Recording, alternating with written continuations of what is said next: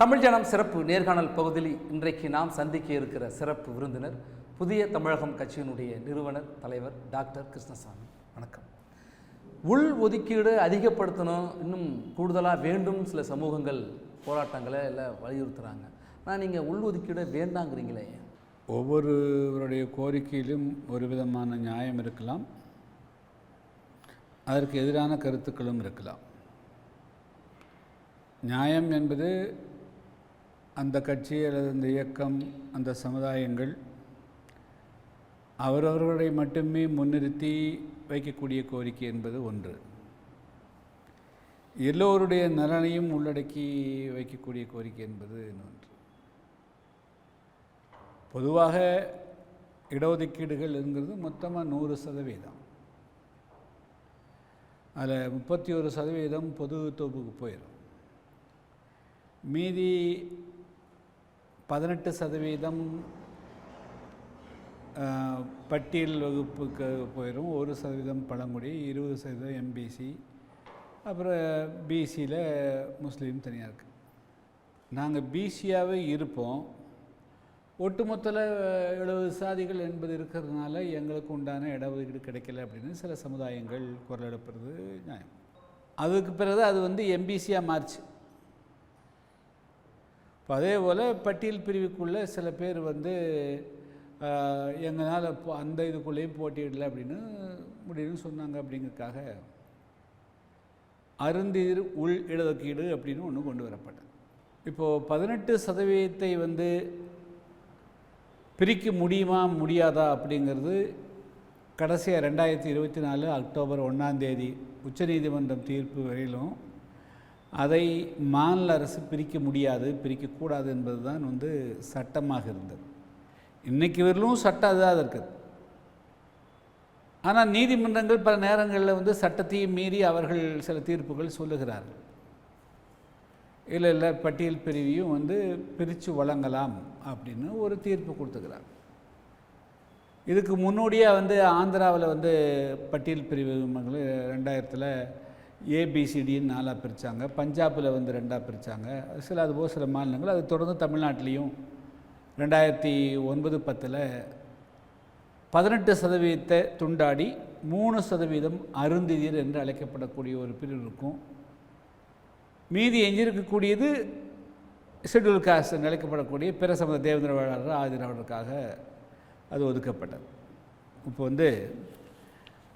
தமிழ்நாடு அரசால் கடந்த மாதம்தான் இப்போ ஏப்ரல் மாதம்தான் ஒரு வேலைவாய்ப்பு, அதாவது மிக முக்கியமாக காவல்துறை காவலர்கள் எடுக்கக்கூடியது சப் இன்ஸ்பெக்டர் போஸ்ட். அது ரொம்ப முக்கியமான போஸ்ட். 1299 போஸ்ட்டுக்கு கால்ஃபர் பண்ணிக்கிறாங்க. அதில் டீட்டெயில்ஸ் ஆஃப் கோட்டா எப்படி இருக்குன்னு சொல்கிறாங்க அப்படின்னா, அதுக்கு ஒரு ஃபார்முலா கொடுக்குறாங்க. அது ஏற்கனவே இருக்கக்கூடிய ஃபார்முலா தான். அதில் ஓப்பன் காம்படிஷன் 31, பேக்வேர்டு கிளாஸில் பிசிக்கு 26.5ன்னு முதலே சொல்லிடுறாங்க.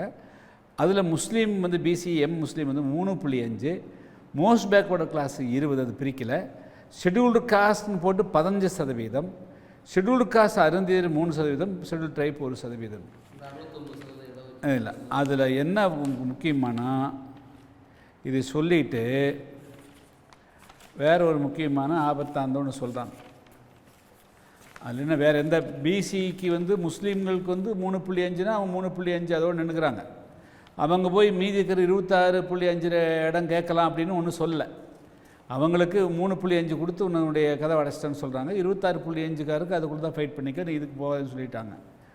ஆனால் இந்த எஸ்சியிலே மட்டும் வர்றபோது in every stage of recruitment if excess number of SC Arunthathiyar eligible candidates are available after filling up of SC Arunthathiyar vacancy, they will be selected under scheduled caste reservations.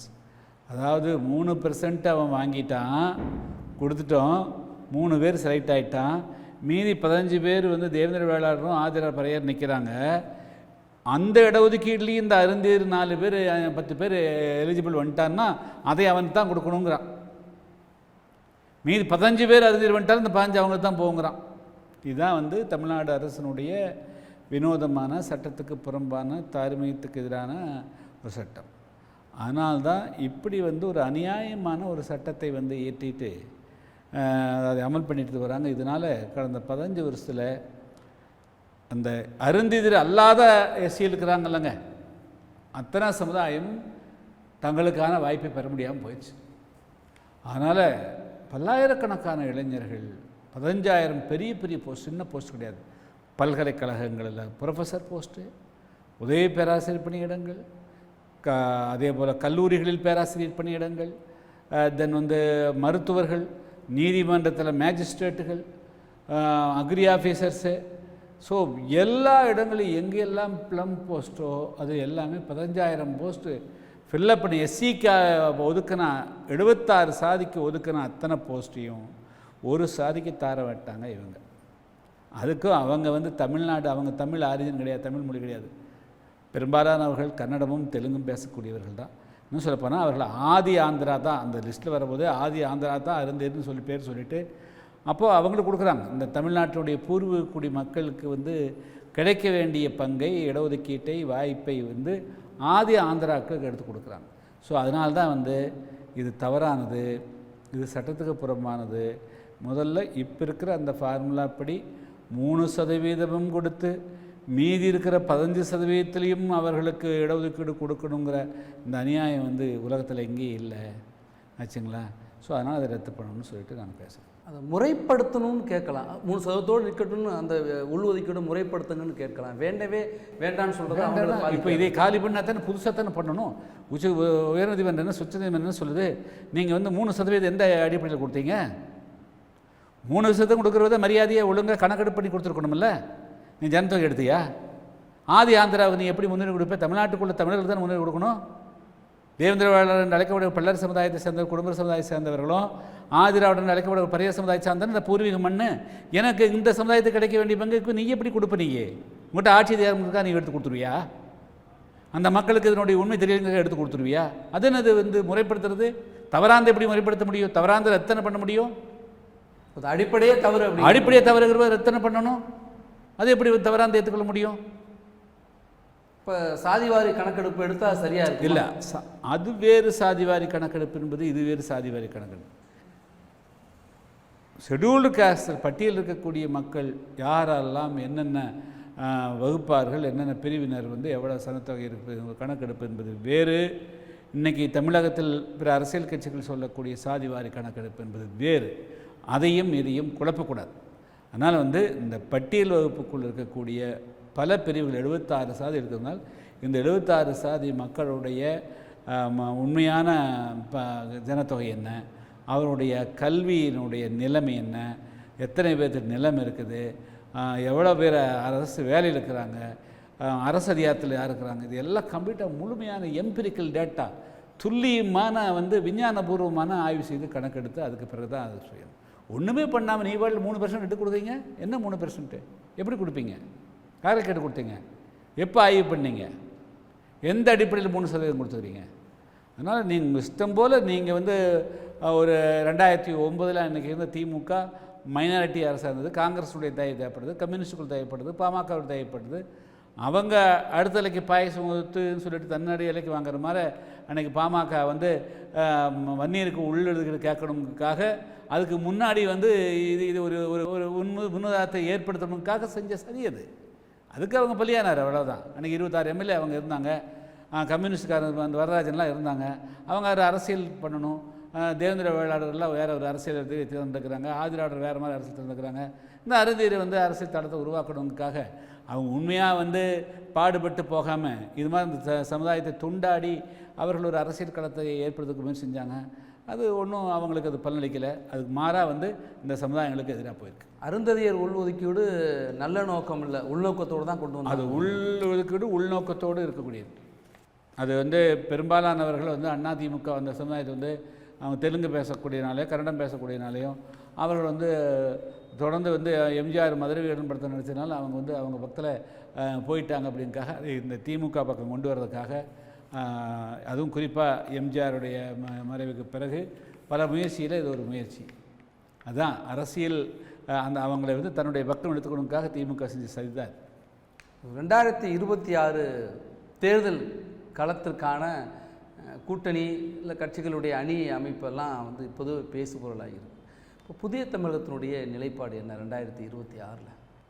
இல்லை 2006 எல்லா தமிழ்நாட்டில் அரசியல் கட்சிகள் எல்லாமே இந்தியா முழுவதும் அரசியல் கட்சிகள் நாடாளுமன்ற தேர்தலுக்கும் சட்டமன்ற தேர்தலுக்கும் தங்களை ஆயத்தப்படுத்திக் கொள்வார்கள்.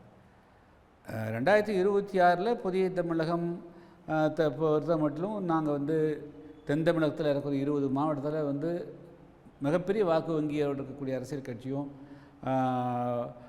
ஏறக்குறைய 30 ஆண்டு காலமாக தமிழகத்தினுடைய அரசியல் களத்தில் வந்து தொடர்ந்து வந்து இடைவிடாமல் பணியாற்றக்கூடிய பங்கு பெறக்கூடிய கட்சி தன்னுடைய நிலையை வந்து எல்லா விஷயங்களிலும் தன்னை வந்து ஈடுபடுத்தி கொண்டிருக்கக்கூடிய அரசியல் கட்சி. அந்த வகையில் நாங்கள் 26 அவர் ரோல் புதிய தமிழகத்தினுடைய பங்கு வந்து மிகப்பெரிய அளவுக்கு இருக்கும் அப்படிங்கிறது தான் முக்கியம். மிகப்பெரிய அளவில் இருக்கும் அப்படின்னா நீங்கள் 2024 தேர்தலில் அதிமுக கூட்டணியில் சந்திச்சிங்க. அதிமுக இன்றைக்கு தேசிய ஜனநாயக கூட்டணிக்குள்ளே இருக்குது. இப்போ புதிய தமிழகம் தேசிய ஜனநாயக கூட்டணியில் இருக்கா? இல்லை, அதிமுக தானே போயிருக்கிறாங்க. அவங்க ஒன்றும் முன்னாடி ஒரு கூட்டத்தை போட்டு அதிமுகவில் இடம்பெற்ற கட்சிகள்லாம் எங்களுடைய ஆலோசனை செஞ்சோ அல்லது வந்து அதுக்கு பிறகு நாம் எல்லாம் அங்கே போகலாம் என்றோ யார் இடத்துலையும் கருத்து கேட்கல. அதிமுக அவங்க பிஜேபியோட போயிருக்கிறாங்க, அவ்வளோதான். அவ்வளோதான் அது சொல்ல முடியும். அதை தொடர்ந்து ஏன்னா இன்றைக்கி அதிமுகவுடைய பொதுச்செயலாளர் எடப்பாடி பழனிசாமி தெரிவிச்சிருக்கார், தேசிய ஜனநாயக கூட்டணிக்கு இன்னும் நிறைய கட்சிகள் வர இருக்கின்றன அப்படின்னு சொல்கிறாங்க. அந்த வர இருக்கின்ற கட்சிகளில் புதிய தமிழகம் அந்த எதிர்பார்ப்பு பட்டியலில் இருக்குது. அதுக்காக கேட்குறேன். தெரியல, எனக்கு தெரியலைங்க. நான் வந்து யார் அவங்களுக்கு மனு போட்டுருக்காங்கன்னு தெரியலிங்க. அந்த இதில் இல்லை அப்படி இல்லை, யார் மனு போட்டுருக்காங்கன்னு அவங்களுக்கு தெரியலிங்க. 2026 ஆட்சி அதிகாரத்தில் பங்கு, ஆட்சியில் பங்கு அதிகாரத்தில் பங்குங்கிற ஒரு முழக்கத்தை இப்போ நீங்கள் முன்வைக்கிறீங்க. அப்போ எந்த கூட்டணியை நீங்கள் கோடிட்டு காட்டுறீங்க? இல்லை, நானாக எதையும் கோடிட்டு காட்டல. என்னுடைய விருப்பத்தினுடைய அடிப்படையில் நான் எதையும் சொல்லலை. தமிழ்நாட்டில் ஒரு நல்ல அரசியல் மாற்றம் நிகழணும்னு விரும்புகிறேன். அனைத்து சமுதாய மக்களும் ஆட்சி அதிகாரத்தில் வந்து பங்கு பெற்றால் தான் வந்து ஜனநாயகம் வந்து ஒரு பூர்த்தி அடையும்னு நினைக்கிறேன். அது காங்கிரஸ் காலத்திலையும் சரி, அதுக்கு பிறகு 1967க்கு பிறகு ஆட்சிக்கு வந்து திமுக அதிமுக சரி, எல்லோருக்குமான கட்சிகளாக வந்து போடுறது, தேர்தலுக்கு முன்பு கூட்டணி வைப்பது, தேர்தல் முடிந்த பிறகு அதுக்கு பிறகு அந்த கட்சிகளெல்லாம் விட்டு அவர்கள் மட்டுமே தனித்த ஆட்சின்னு போகிறாங்க. அதில் வந்து எனக்கு உடன்பாடு இல்லை. 2026 வலுவான கூட்டணியும் அமைய வேண்டும். அது கூட்டணியை ஆட்சியை உருவாக்கக்கூடிய கூட்டணியாகவும் இருக்கணும். அதுதான் வந்து என்னுடைய பொதுவான கான்செப்ட். இது யார் இதுக்கு தயாராகிறாங்க, இது எப்படி மெட்டீரியலைஸ் ஆகும், இது வந்து எந்த ஆறால் வந்து நிறைவேற்றப்படும் என்பது எல்லாம் வந்து பொறுத்திருந்து பார்த்து தான் சொல்ல முடியும். தவிர இன்றைய சூழலில் வந்து முன்னோடியாக இவர்கள் தான் அதை நிறைவேற்ற முடியும் அல்லது இந்த அணி தான் நிறைவேற்ற முடியும் என்று சொல்ல இயலாது. தென் மாவட்டங்களில் அடர்த்தியாக இருக்கிற ஒரு கட்சி புதிய தமிழகம் சொல்கிறீங்க. 1996 தனித்து நின்ற பொழுது ஒரு வெற்றி, 2011 கூட்டணியோடு ஒரு வெற்றி, அதற்கு பிறகு தேர்தல் அரசியலில் சொல்லிக்கொள்ளும்படியான வெற்றி புதிய தமிழகத்துக்கு கிடைக்கல. அதுக்கு வந்து பல காரணங்கள் இருக்குதுங்க. எங்கள் கட்சி நாங்கள் வந்து 2 விஷயத்தை வந்து சமமாக எடுத்துகிட்டு போகிறோம். அதாவது அரசியலும் தேர்தல் அரசியலும் நிற்கிறோம். அதே சமயத்தில் சமுதாய சீர்திருத்தம், சமுதாய மாற்றத்தையும் வந்து நாங்கள் வந்து சமமாக எடுக்கிறோம். பல நேரங்களில் வந்து சமூக மாற்றத்தையும் சமூகத்திற்குரிய ஒடுக்குமுறையான பல்வேறு சம்பவங்களையும் நாங்கள் வந்து சில நேரங்களில் இந்த அரசியல் தேர்தல் கணக்குகளை காட்டிலும் சமுதாயத்தை பாதுகாக்கிற கணக்கில் வந்து முன்னாடி நிற்கிறோம். அந்த நேரங்களில் அதனால் அந்த பல நேரங்களில் வந்து அது வந்து தேர்தல் நேரங்களில் ஒன்றுக்கொன்று ஒரு முரண் வரும். அதனால் வந்து கணக்கு பார்க்குற போது தேர்தலில் நாடாளுமன்ற உறுப்பினர்களாக கொஞ்சம் பேர் இல்லாமல் இருக்கலாம், அது சட்டமன்ற உறுப்பினர்களாக இல்லாமல் இருக்கலாமே தவிர எந்த கட்சியால் வந்து இன்றைக்கி ஒரு குறிப்பிட்ட ஒரு அளவு மாற்றம், ஒரு குணமாற்றம் வந்து சமுதாயத்தில் ஏற்பட்டிருக்குன்னா அது புதிய தமிழகம் கட்சியால் தான் ஏற்பட்டிருக்கு. இன்றைக்கி தென் தமிழகத்தில் ஒரு 30 வருடங்களுக்கு முன்பு இருந்த நிலைக்கு 20 வருடங்கள் இருந்த நிலைக்கும் இன்றைக்கி வந்து சமுதாயம் இந்த விழிப்பு பெற்றிருக்குது, எழுச்சி பெற்றிருக்கிறாங்க. புதிய தமிழகத்தை பொறுத்தது மிக 100க்கு 100 வெளிப்படையான அரசியல் கட்சி. அதனால் இப்பொழுது வந்து மக்கள் உணர்ந்திருக்கிறார்கள், உணர்ந்தக்கூடிய சூழ்நிலை வரும். அப்பொழுது எங்களுக்கு வந்து அரசியல் பலனும் சமுதாய மாற்றம் 2ம் சமமான பலத்தோடு வரும். சமூக மாற்றம், அரசியல் மாற்றம் சமமாக இருக்குன்னு சொல்கிறீங்க. ஒரு 20 ஆண்டுகளுக்கு முன்பு இருந்த நிலையை விட இன்றைக்கு ஒரு விழிப்பு பெற்றிருக்காங்கன்னு சொல்கிறீங்க. விழிப்பு இல்லை, அதாவது பல மாற்றங்கள் பெற்று. ஆனால் பள்ளிகளில் கூட இன்றைக்கு வன்முறை, குறிப்பாக தென் மாவட்டங்களில் பள்ளிகள் கூட ஆயுத கலாச்சாரம், அது வந்து மாணவர்கள் மத்தியில் அது அரசியலுக்காக தங்களை அதாவது இது போன்ற திருட்டை ஆட்சியாளர்கள் ஒழிக்கணும், இப்படிங்க கொள்ளைகளை ஒழிக்கணும், மதுவை ஒழிக்கணும், பெண்களுக்கு எதிரான குற்றங்களை ஒழிக்கணும்.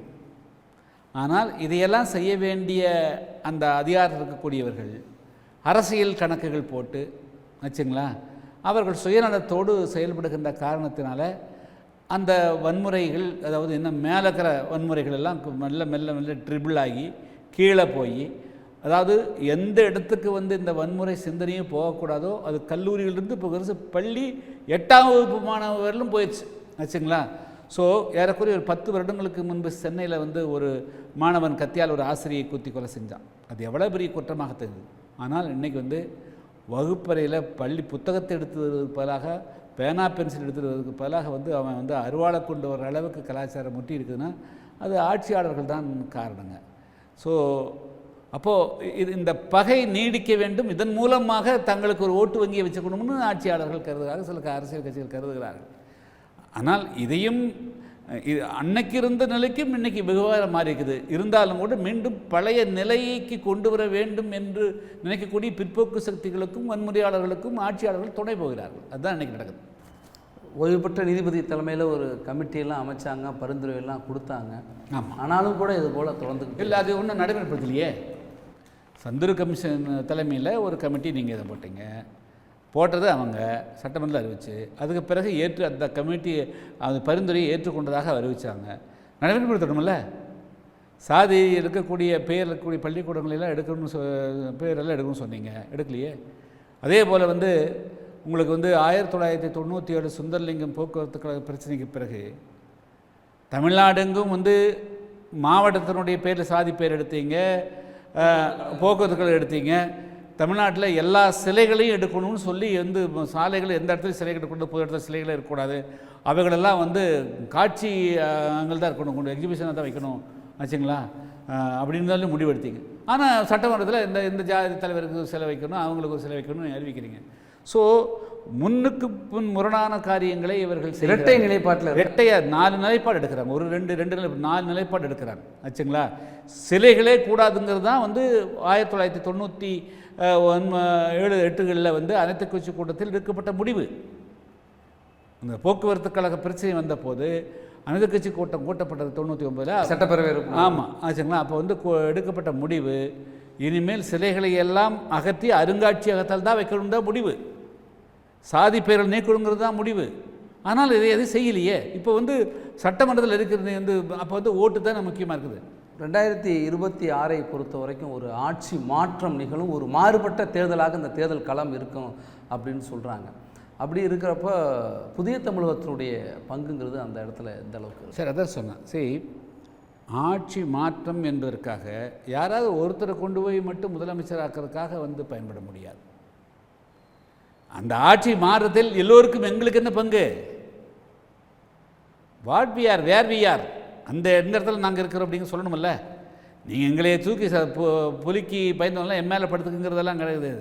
இந்த ஆட்சி மாற்றத்தை கொண்டு வருவதற்கு நான் எங்களுடைய தயவு தேவைப்படும் பட்சத்தில், நாங்கள்லாம் தேவைப்படும் பட்சத்தில், அது எங்களை போன்ற பல கட்சிகள் தேவைப்படும் பட்சத்தில் எல்லோருடைய பங்கு என்னங்க ஆச்சா? அதுக்கு பிறகு உங்கள் கட்சிக்காரனை மட்டும் நீ எல்லா மந்திரியாக போட்டுக்குவேன், நாங்கள்லாம் உங்கள்கிட்ட கை தட்டிட்டு மனு கொடுத்துட்டு முடியுமா? அதெல்லாம் 2026 நடக்காது ஆச்சா, நடக்கக்கூடாது ஆச்சுங்களா. ஆட்சி மாற்றம்னா ஆட்சி அதிகாரத்துக்கான மாற்றம், ஆட்சி பங்கீட்டுக்கான மாற்றம், இதுதான்.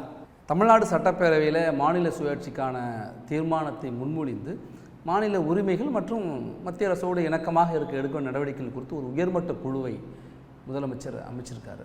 அதை எப்படி பார்க்குறது? நேராக ஒரே வழியில் தன்னாடு கோரிக்கையான தீர்மானத்தை நிறைவேற்றால் சரியாக போயிடும். வேறு எதுக்கு சுற்றி விளைக்க வேணும்?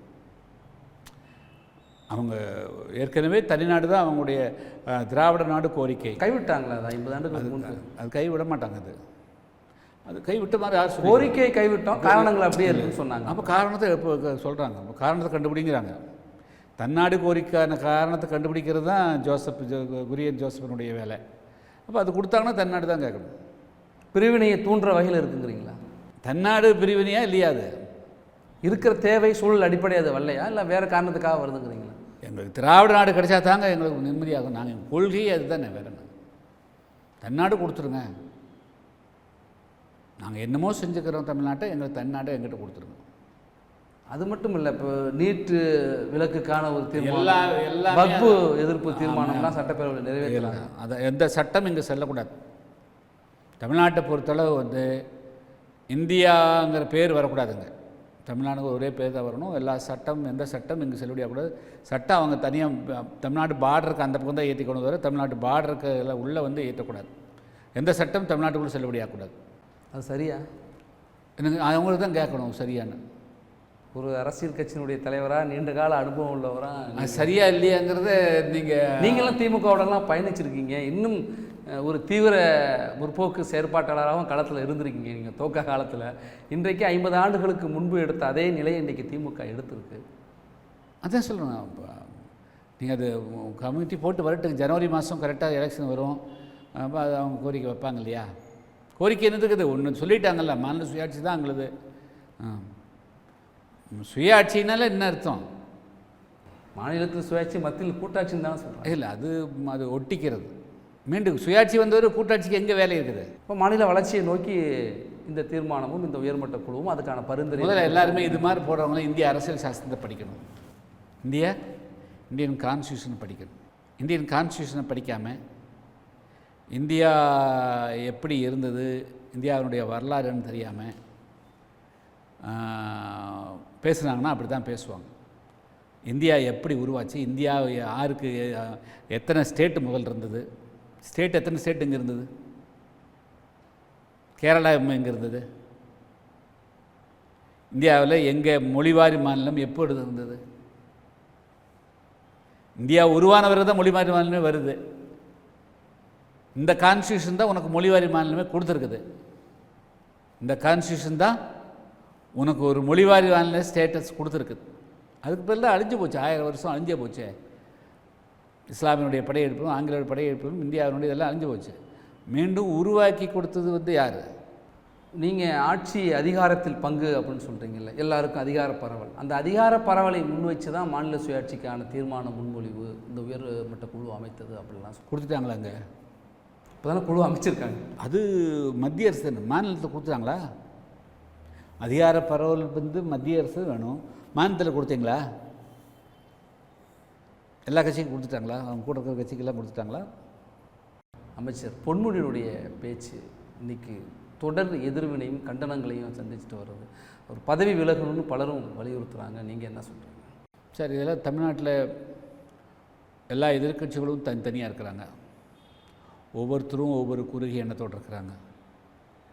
அப்போ இதனால் வந்து ஊர் 2 பட்டா கொண்டாட்டம்னு சொல்லுவாங்க இல்லையா, அதுபோல் இதுக்கெல்லாம் வந்து அரசியலுக்கு அப்பாற்பட்டு எல்லாம் ஒன்று சேர்ந்து குரல் கொடுக்கணும்.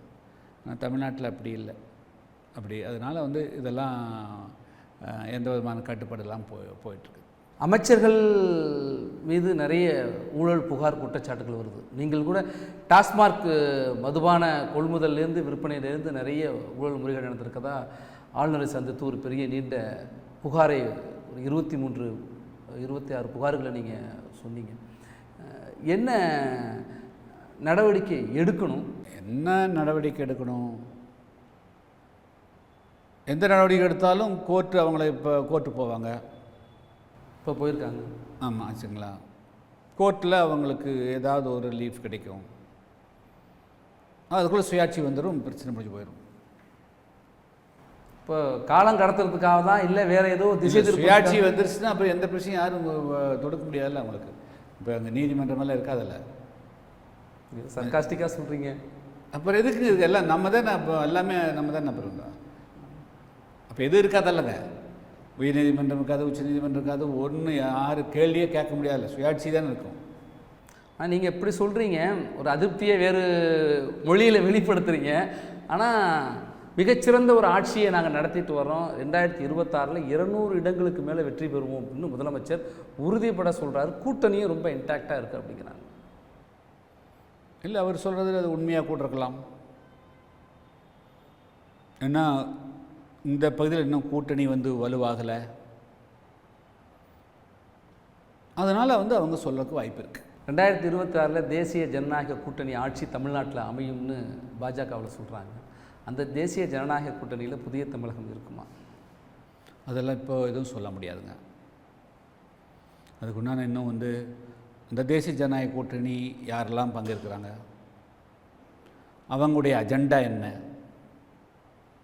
தமிழ்நாட்டில் என்ன கொண்டு வர விரும்புகிறாங்க, அதெல்லாம் கணக்கு பண்ணி தான் சொல்ல முடியும். தேசிய ஜனநாயக கூட்டணி வெறும் கூட்டணிங்கிறது இல்லைல்ல, அதுக்கு ஒரு தெளிவான பார்வை இருக்கணுமில்ல. தமிழ்நாட்டில் இங்கேருந்து எங்கே என்ன கொண்டு போகிறோங்கிறது இருக்கணுமில்ல. ஒரு கட்சியோ ஒரு கூட்டணியை வீழ்த்தி இன்னொரு கூட்டணி வருதில்ல. என்ன நடக்கும், வாட் இஸ் தர் ஆப்ஜெக்டிவ், அவங்களுடைய மிஷன் என்ன, அவங்களுடைய விஷன் என்ன, தமிழ்நாட்டை பற்றி அவங்களுக்கான தொலைநோக்கு பார்வை என்ன, உடனடியான செயல் திட்டம் என்ன அப்படிங்கிறதெல்லாம் தெரிஞ்ச பிறகு தான் நம்ம அதை பற்றி கருத்தோ அதை பற்றி சொல்ல முடியும். சட்டம் ஒழுங்கு எப்படி சார் இருக்குது? பள்ளி மாணவன் புத்தகத்தை எடுக்கிறானோ இல்லையோ, புத்தகத்தை எடுத்துருவானா, ஸ்கேல் எடுத்துருவானா, பென்சில் எடுத்துகிட்டு பென்சிலுக்காக நான் பென்சில் தான் எடுத்துகிட்டேன், நான் கத்தி அறுவாடு எடுத்துகிட்டு வர்றான். ஸோ அது ஒரு சட்டம் ஆகுது, அது ஒரு நியாயமாகுது, அது சமூக நீதியை ஆக்கிட்டாங்க. அதே போல் இன்றைக்கி பள்ளிக்கூட ஒரு கல்லூரி மணி போய் குத்துறாங்க, பள்ளி மணி குத்துறாங்க. ஸோ இதுதான் தமிழ்நாட்டில் இன்றைக்கி சட்டம் ஒழுங்கு இருக்கக்கூடிய நிலைகள். நீங்கள் இப்படி சொல்கிறீங்க, ஆனால் முதலமைச்சர் என்ன சொல்கிறான்னா, அங்கே ஒன்று இங்கே ஒன்று நடக்குது, அதை மிகைப்படுத்துகிறீங்க, ஆனால் சட்டம் ஒழுங்கு கட்டுக்குள் இருக்குது, இரும்பு கரம் கொண்டு குற்றவாளிகளெலாம் நாங்கள் ஒடுக்கியிருக்கோம் அப்படின்னு சொல்கிறோம். எந்த இடத்துல எல்லாம் குற்றவாளிகளை முதல்ல வரக்கூடியதாக தடுத்துக்கிறாங்க. என்னெல்லாம் தடுத்தாங்க? மணல் கொள்ளையை தடுக்க போனால் சப் இன்ஸ்பெக்டர் கொத்துறாங்க. வேலூர் பகுதியிலையோ திருவண்ணாமலை பகுதியிலையோ மணல் கொள்ளையை தடுக்க சென்ற ஒரு சப் இன்ஸ்பெக்டரை ஆளுங்கட்சியினுடைய பெருமகர் தாக்குதலை நாம் பார்த்தோம். இது கட்டுப்படுத்தப்பட்டிருக்கிறதா, கட்டுப்படுத்தப்பட முடியலையா? ஒரு அமைச்சர் தரந்தாழ்ந்து பேசுகிறார், அவர் இன்னும் தொடர்கிறார். கட்சி பதவியிலிருந்து நீக்கிட்டாங்க. அது நாங்கள் அமைச்சர் பதவியாக விடணும், கட்சி பதவிக்கு என்ன போனால் என்ன போலேன்னு என்ன அவர் எந்த அதிகாரத்தை வச்சு பேசுகிறார்? கட்சியை பற்றி யாரும் கேட்டுக்க மாட்டாங்க. கட்சியிலேருந்து யாரும் மீதியில் பேசுகிறாங்க, அதிகாரத்திலிருந்து தானே பேசுகிறாரு. அமைச்சராக இருந்தது கொண்டு தானே அது பேச முடியுது. கட்சியில் பேசினா கட்சி மீட்டிங்கில் பேசுகிறது யார் பார்ப்பாங்க? பார்க்கறது இல்லை. இப்படி அதிகாரத்தில் தான் நிற்கிறதா தானே அது ஒரு பாடமாக இருக்க முடியும். அதே செய்யலை. சரி, உங்கள் பார்வையில் 2026 ஒரு தனிக்கட்சி ஆட்சி அமைக்குமா, இல்லை கூட்டணி ஆட்சி தான் அமைக்குமா? தனிக்கட்சி எந்த காலத்திலும் தமிழ்நாட்டில் ஆட்சி அமைக்க முடியாது. கூட்டணி சேராமல் ஆட்சி அமைக்க முடியாது. கூட்டணி மந்திரி சபை மந்திரி சபை இனி வரக்கூடிய காலகட்டம் 2026 கூட்டணி ஆட்சியினுடைய காலம். புதிய தமிழகமும் அங்கம் பெறுமா? அதாவது அதான் சொல்லுங்கள், 2026 கூட்டணிக்கு ஆட்சிக்கான காலகட்டம். கடந்த காலங்கள் கூட்டணிக்கான காலகட்டம். இனிமேல் 2026 கூட்டணி ஆட்சி மட்டும்தான் பொருளாக இருக்க முடியும். அதுதான் தீர்மானிக்கக்கூடியதாக இருக்க முடியும். கூட்டணி ஆட்சி இல்லைன்னா அவங்க முதல் ஃபஸ்ட் ரவுண்ட்லேயே அவுட். யார் கூட்டணி ஆட்சி கொடுக்க போகிறதுங்கிற அதில் யார் பெட்டராரு, குட்டாரு, பெட்டராரு, பெஸ்ட்னு தான் தீர்மானிக்கணும். தெளிவாக சொல்லணும்னா 2026 கூட்டணி கட்சிகளும் ஆட்சியில் பங்கு வகிக்கும் அந்த காலம் தொடங்குதுங்கிறீங்க. ஆமாம், அதுக்குண்டான காலகட்டம் தான் 2026. கூட்டணி ஆட்சி பேசலைன்னா அவங்க ஃபஸ்ட் ரவுண்ட்லேயே அவுட், எலிமினேட்டட். அப்போ புதிய தமிழகம் கூட்டணி ஆட்சியில் பங்கு பெற போகுது 2026. இது நான் எனக்காக பேசலை. நாங்கள் பங்கு பெற வேண்டும் என்பதும் பங்கு பெற்றே தீரணுங்கிறதும் காலத்துடைய கட்டாயம். ஏன்னா அந்த மக்களுக்கு அப்போ தான் ஏதாவது செய்ய முடியும். இல்லைன்னா வெளியே நின்றுட்டு தான் இருக்க முடியும், வேறு உள்ளே ஒன்றும் செய்ய முடியாது. நேரம் ஒதுக்கி உங்களுடைய கருத்துக்களை பகிர்ந்து கொண்ட முக்கிய நன்றி. மற்றும் ஒரு சிறப்பு விருந்தினரோடு சிறப்பு நேர்காணல் பகுதி சந்திப்போம். வணக்கம். தமிழகத்தின் தீய சக்தியாம் திமுக ஆட்சியை அகற்றிட தேசம் காப்போம் தமிழகம் வெல்வோம் என முழக்கமிட்டு தமிழக பாரதிய ஜனதா கட்சிக்கு தலைமையேற்றுள்ள நம்முடைய மாநில தலைவர் நயினார் நாகேந்திரன் அவர்கள் ஏப்ரல் 19ஆம் தேதி ஓமலூருக்கு வருகை தருகிறார். நம்முடைய பெருங்கோட்ட நிர்வாகிகளை சந்திக்கிறார். ஆழ்த்திட வாருங்கள், எழுச்சியோடு முழக்கமிட்டு வாருங்கள் என்று உங்களை அழைப்பது பெருங்கோட்ட பொறுப்பாளர் கே பி ராமலிங்கம். நன்றி, வணக்கம்.